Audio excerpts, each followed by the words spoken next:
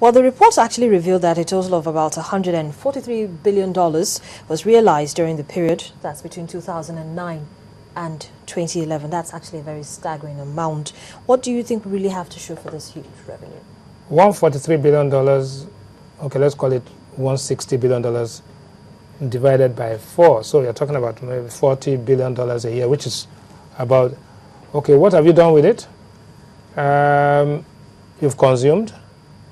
So you've imported refined fuel, you've imported rice, you've imported sugar, you've consumed. What is consumed is not invested, right? What is saved is what is invested. So as far as this country is dependent, is a consumer nation, and is not investing in capacity building, in capital formation, and is actually achieving a certain rate of growth, but it's not achieving any development. So we have 193,000 kilometers of roads, right, paved roads in Nigeria for the past 20 years. We have not increased that. There's one bridge which has been built by the Lagos state government across from Lekki to Victoria Island. That's all that's the only bridge or any major construction of any bridge in this country over the past 15 years.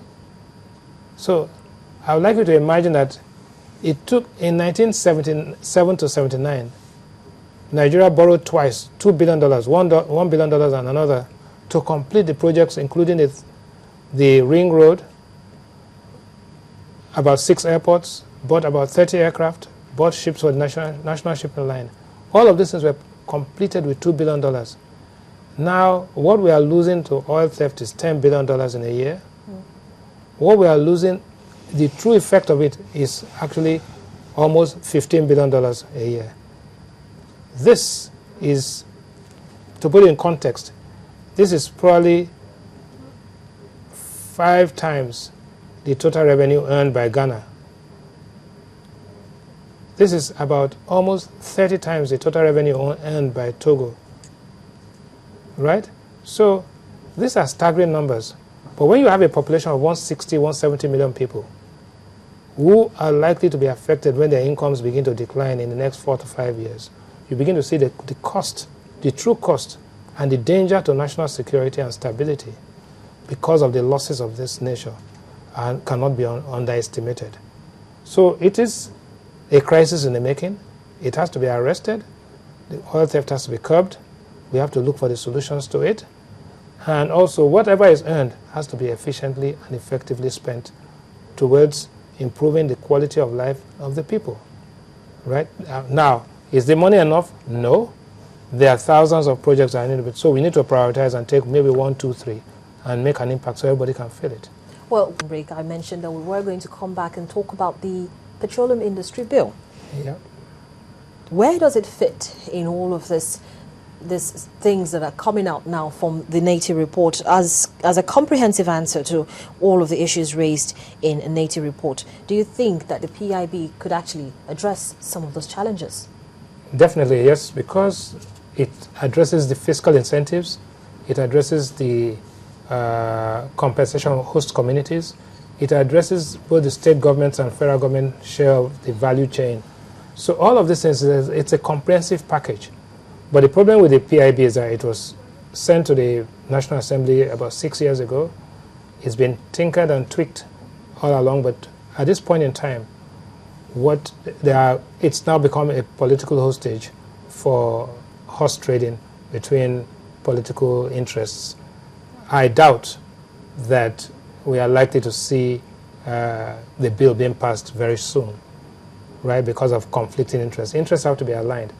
One way of looking at it is that you can cannibalize the bill and take out the various things that are critical to Nigeria and pass that in isolation. But one thing is important, that there's a need to improve on the fiscal terms for the investors. There's a need to give more to the host communities as defined or as required. There's a need for the oil producing areas to be compensated. And also there's a need for greater transparency in the use of oil proceeds, oil and gas proceeds. No, talking about transparency, that's what one of the focal points of NATI is all about. We still seem to be having transparency issues as regards how things are carried out in the upstream and downstream of the oil sector, oil and gas sector. Well, how can this actually be addressed? I think transparency cannot be taken in isolation because oil is so important and significant to the Nigerian economy, so it sticks out like a sore thumb. The question of transparency and accountability is a nationwide phenomenon.